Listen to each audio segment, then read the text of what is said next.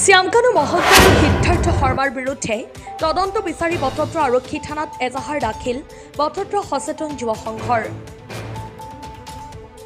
অসম আৰু অসমীয়া জাতি যেন আজি নিস্তব্ধ হৈ পৰিছে, কাৰণ আমাৰ অসমৰ প্ৰত্যেকজন লোকৰ অন্তৰত থকা জুবিন দা আৰু নাই। তেখেত চিৰ অমৰত্ব লাভ কৰিলে।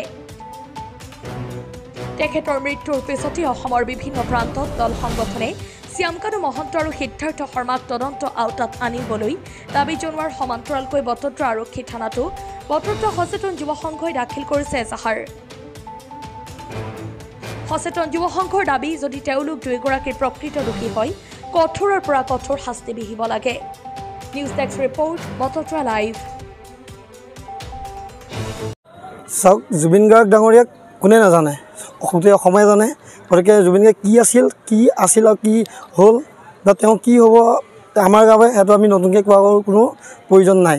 গতিকে তেওঁ যি মৃত্যুত যি এটা কাল্পিতৰ নাম আমি শুনি পাই ছ'চিয়েল মিডিয়াত যে শ্যামকানু মহন্ত আৰু সিদ্ধাৰ্থ শৰ্মা, তেওঁ কি আছিল সিদ্ধাৰ্থ শৰ্মাৰ জুবিন গাৰ্গৰ মেনেজাৰ।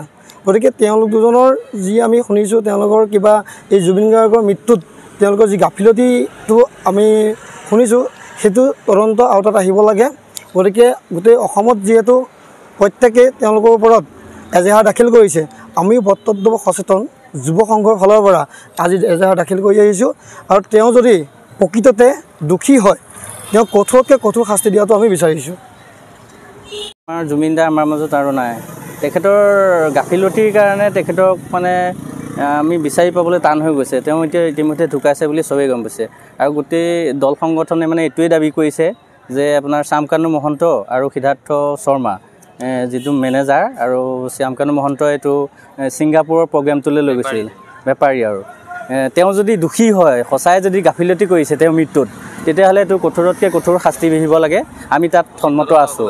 আৰু আমাৰ বটদ্ৰ সচেতন যুৱ সংঘৰ ফালৰ পৰাও আমি এখন এজাহাৰ দাখিল কৰিছোঁ। যদি তেওঁলোক সঁচাই দূষিত হয়, তেতিয়াহ'লে তেওঁলোকক কঠোৰ শাস্তি দিব লাগে। আৰু বেলেগ দল সংগঠনেও এইটোৱে বিচাৰিছে, তাৰ লগতে আমিও যোগদান কৰিছোঁ, আমিও আছোঁ তেখেতৰ লগত। গতিকে এইটো উচিত তদন্ত হ'ব লাগে, আমি সেইটোৱে বিচাৰোঁ। আমি চৰকাৰক এইটোৱে আহ্বান জনাইছোঁ যে এইটো উচিত তদন্ত হ'ব লাগে। যদি হয়, আৰু আমাৰ ৰাইজ সদায় আমি আছোঁ, আমাৰ দল সংগঠন সকলো আমিও আছোঁ। গতিকে এইটো উচিত তদন্ত হ'বই লাগিব। যদি সঁচাই দোষী, তেতিয়াহ'লে এইটো তদন্ত হওক আৰু দোষীক একদম শাস্তি বিহক, সেইটোৱে বিচাৰোঁ। জুবিন দাই আমাৰ ন্যায় পাব লাগে। কাৰণ আমাৰ জুবিন দা আমাৰ মাজৰ পৰা হেৰাই গৈছে। আমাৰ বহুত অসমীয়াৰ কাৰণে বহুত এইটো একদম বহুত ক্ষতি হৈ গৈছে। আৰু তেওঁ যিহেতু এতিয়া মৰিব সময় হোৱা নাছিলে, আৰু তেওঁ এজন অসুস্থ চিজাৰ থকা মানুহ, তেখেতক ছিংগাপুৰলৈ নিছিল। যদি তেওঁক নিয়াৰ বাবেতো এম্বুলেঞ্চৰ ব্যৱস্থা কৰিব লাগিছিলে, তাত এম্বুলেঞ্চ ৰখাব লাগিছিল, সেইবিলাক একো কৰা নাই। তেখেতক এনেকৈ খোলাভাৱে এৰি দিছে, এইটো কৰিব নালাগিছিল একচুৱেলি। এতিয়া আমি মানি ল'ব পৰা নাই এই বস্তুটো সহজভাৱে যে তেওঁ এনেকৈ মৰিছে, মৃত্যু স্বীকাৰ কৰিব পৰা নাই আমি। হয়, দেখা গৈছে আপোনালোকে ইতিমধ্যে বটদ্ৰ আৰক্ষী থানাত এজাহাৰ দাখিল কৰিছে, কি ক'ব? হয়, সমগ্ৰ অসমে গম পাইছে যে যিহেতু আজি বহুত দুখৰ দিন আহি পৰিলে, জুবিন গাৰ্গ আমাৰ মাজত আৰু নাই। গতিকে এইটো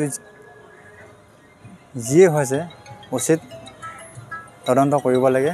আৰু আমি বটদ্ৰ সচেতন অসম বিভিন্ন দল সংগঠন মিলি তেওঁলোকৰ বিৰুদ্ধে এজাহাৰ দাখিল কৰিছে। আমিও বটদ্ৰ সচেতন যুৱ সংঘৰ ফালৰ পৰা আমাৰ বটদ্ৰ থানাত এখন এজাহাৰ আমি দাখিল কৰিছোঁ।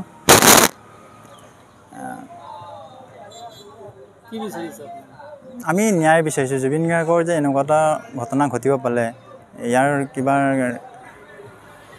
কিবা আনৰ ৰহস্য আছে নেকি?